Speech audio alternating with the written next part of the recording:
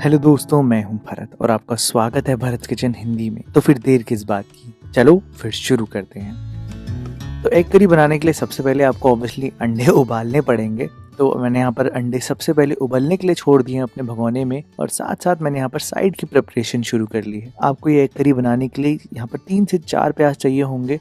साथ साथ मैंने यहाँ पर 3 टमाटर लिए हैं। उसके साथ साथ काफ़ी सारी लहसुन आपको चाहिए होगी, एक पूरी कली ली है मैंने। अदरक भी चाहिए काफ़ी सारी, और ये है मिर्चें काफ़ी सारी। स्पाइसी का मतलब ये नहीं है कि आप लाल मिर्च का पाउडर ऊपर से डाल लो या हरी मिर्च काट के डाल लो। नहीं नहीं नहीं, अगर आप ग्रेवी में उबाल कर पीस कर डालते हो मिर्चियों को तो उनका फ्लेवर ही बिल्कुल अलग आता है दोस्तों। वो ज़बान पर बिल्कुल अलग लगती है।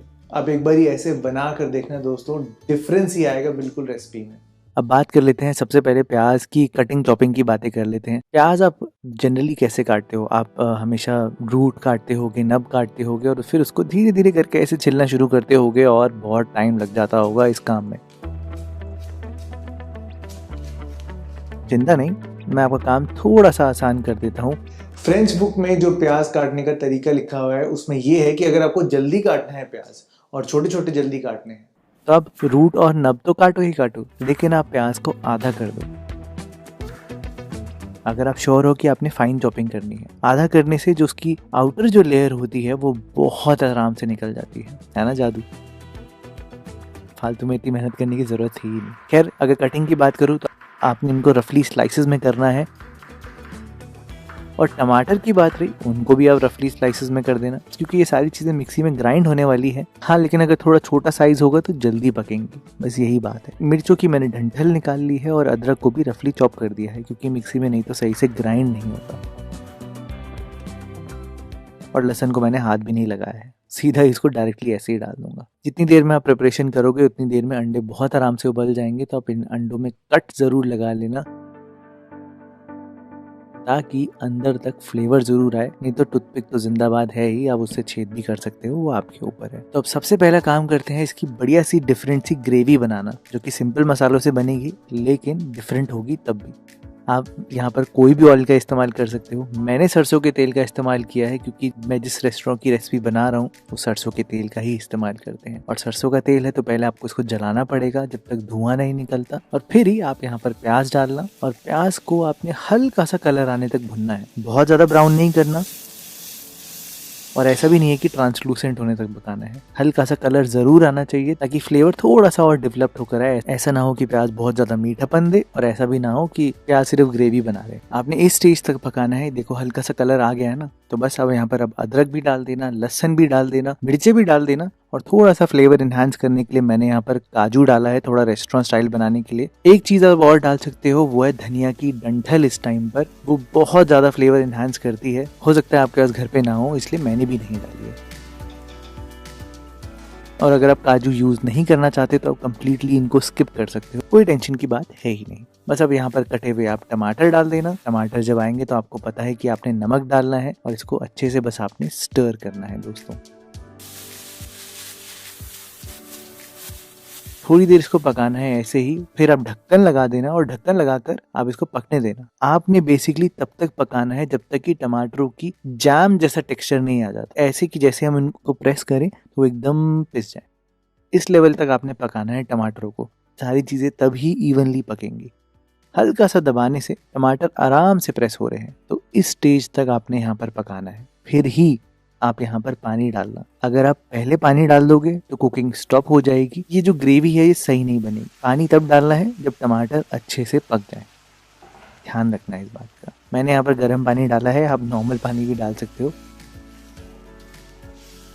पानी डालकर बस मैंने इसको ढककर पकने के लिए छोड़ दिया है 10 मिनट के लिए। हाँ, लेकिन बीच में एक बारी ढक्कन खोल के स्टर जरूर कर लिया था, ताकि चीजें जले ना और मुझे पता रहे कि क्या मामला चल रहा है। अगर जल गई तो गड़बड़ हो जाएगी इस ग्रेवी में। स्टर करने के बाद फिर से मैंने ढककर पकने के लिए छोड़ दिया है, और अब आपने तब तक पकाना है जब ये पूरे ढीले ना हो जाए। सब कुछ ऐसा है जैसे कि पिसने लग गया। इस स्टेज तक आपने पकाना है, चाहे 10 मिनट लगे, 12 मिनट लगे। ध्यान देना इस बात का, बड़ा इंपॉर्टेंट पॉइंट है अगर आप रेस्टोरेंट स्टाइल बनाना चाहते हो। इसको थोड़ा सा ठंडा होने के लिए छोड़ देते हैं, तब तक हम यहाँ पर अंडे फ्राई कर लेते हैं। दोस्तों एग करी में तो फ्राइड एग बेस्ट लगते हैं, आप चाहो तो डायरेक्टली उबले हुए डाल सकते हो, लेकिन उनमें टेक्सचर नहीं आता। अगेन मैंने सरसों का तेल इस्तेमाल किया है और उसको गर्म होने का इंतजार किया है, और फिर जैसे ही गर्म हो गया तो मैंने यहाँ पर अंडे डाल दिए। देखो मैं यहाँ पर स्टेनलेस स्टील का पैन यूज कर रहा हूँ, तो इसलिए एकदम पाइपिंग हॉट में अंडे डाले हैं। अगर आप नॉन स्टिक पैन यूज कर रहे हो तो आपको इतना गर्म करने की जरूरत है ही नहीं। आप बस इनको स्टर करना, और जैसे ही इनमें कलर आना शुरू हो जाए आपने थोड़ी सी यहाँ पर हल्दी डालनी है, कश्मीरी लाल मिर्च डालनी है कलर के लिए। और ध्यान रहे ये इस स्टेज पर अंडों को तो कलर देगी ही देगी, लेकिन ये ग्रेवी में भी कलर देगी कश्मीरी लाल मिर्च, बिल्कुल, क्योंकि ये जो ऑयल है हम इसको यूज करेंगे ग्रेवी में। अब अच्छे से इसको पका लेना और फटाफट से इनको निकाल लेना। इतनी देर में आपकी ग्रेवी भी थोड़ी ठंडी हो जाएगी, तो बस मिक्सर ग्राइंडर में आपने उसको एकदम ग्राइंड कर लेना है। ये ग्रेवी को रेस्टोरेंट में छाना नहीं जाता। जनरली जो हम प्याज टमाटर की ग्रेवी बनाते हैं उसको छाना ज़रूर जाता है रेस्टोरेंट में, ताकि इसमें मिर्ची के थोड़े थोड़े सीड्स दिखें, इसलिए इसको छाना नहीं गया है। ध्यान रखना आप इस बात का। हमने यहाँ पर इसको मिक्सी में ग्राइंड करके डायरेक्टली पैन में डालना है। हाँ, लेकिन पैन में ये ग्रेवी डालने से पहले थोड़े से आप खड़े मसाले डाल देना, जैसे कि जीरा, इलायची, तेज पत्ता मैंने यहाँ पर डाला है, थोड़ी सी काली मिर्च भी है, लौंग भी है और थोड़ी सी दालचीनी। ध्यान रहे इलायची और दालचीनी में थोड़ा हाथ रोक कर डालना और काली मिर्च को ठोक कर डालना, क्योंकि वो ज्यादा मीठापन देगी ना बेसिकली। अब आपने यहाँ पर बस ग्रेवी डालनी है, थोड़ा सा पानी डालकर सारी अच्छे से ग्रेवी निकाल लेना, वेस्टेज कोई नहीं होनी चाहिए बिल्कुल भी। और अब आपको ग्रेवी को थोड़ी देर और पकाना है। मैं यहाँ पर थोड़े मसाले भी डाल देता हूँ, जैसे कि मैंने इस स्टेज पर धनिया पाउडर डाला है।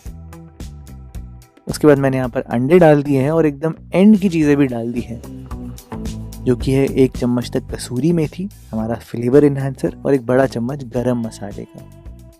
बस यही मसाले हैं दोस्तों, ज़्यादा मसाले है ही नहीं। फ्रेशनेस के लिए आप धनिया डाल देना और 2 से 3 मिनट तक इस ग्रेवी को ऐसे उबलने देना ताकि रच जाए ग्रेवी।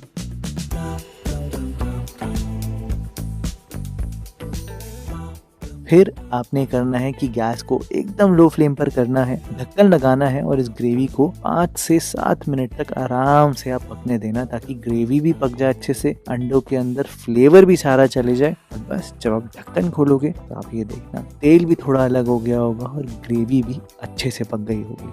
अगर आपने नोटिस किया हो तो ग्रेवी में ज़्यादा तेल है नहीं जितना कि रेस्टोरेंट में होता है। ऑब्वियसली मैंने रिड्यूस करके डाला है, मैंने जानबूझ के कम डाला है क्योंकि मैं इसको घर पर बना रहा हूँ।